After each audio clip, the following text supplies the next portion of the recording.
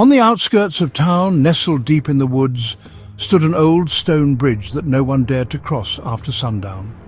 The locals called it the Hollow Creek Bridge, and whispers of a phantom that haunted its dark waters had plagued the town for generations.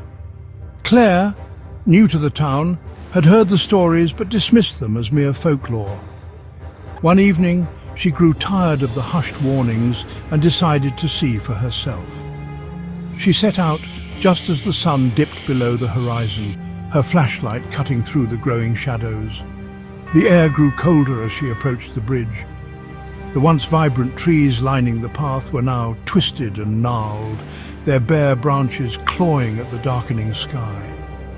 As Claire stepped onto the stone bridge, the temperature plummeted, and an overwhelming sense of dread washed over her. The creek below roared angrily, its waters churning unnaturally fast.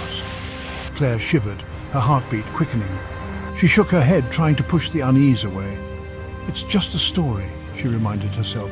"There's nothing here." But as she reached the middle of the bridge, she felt it, a presence. A cold, heavy weight pressing against her chest. The air seemed to thicken and the shadows at the far end of the bridge began to shift. Suddenly a soft, echoing voice drifted toward her, like a whisper carried by the wind. "Leave while you still can." Claire froze, her blood turning to ice. The voice was not human. It was a hollow, distorted sound, like something trapped between this world and the next. She spun around, searching the darkness for the source, but saw nothing. Her breath quickened as she backed toward the edge of the bridge. The whispers grew louder, more frantic. "Turn back! You're too close!" Without warning, a figure appeared from the shadows, a pale, gaunt figure, dressed in tattered clothes, its eyes hollow and black, fixed on her with an unblinking stare.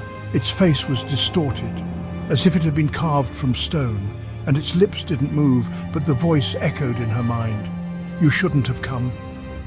Claire's heart pounded in her chest as she stumbled backward, the edges of the bridge crumbling beneath her feet. The phantom took a step forward, its form flickering like smoke on the wind. "You're not leaving." Terrified, Claire turned to run, but the bridge was no longer there. Instead, she was standing on the edge of a vast, endless void, the phantom looming just behind her. The creek's roar had turned to a deafening screech, filling her ears. Her foot slipped. She was falling.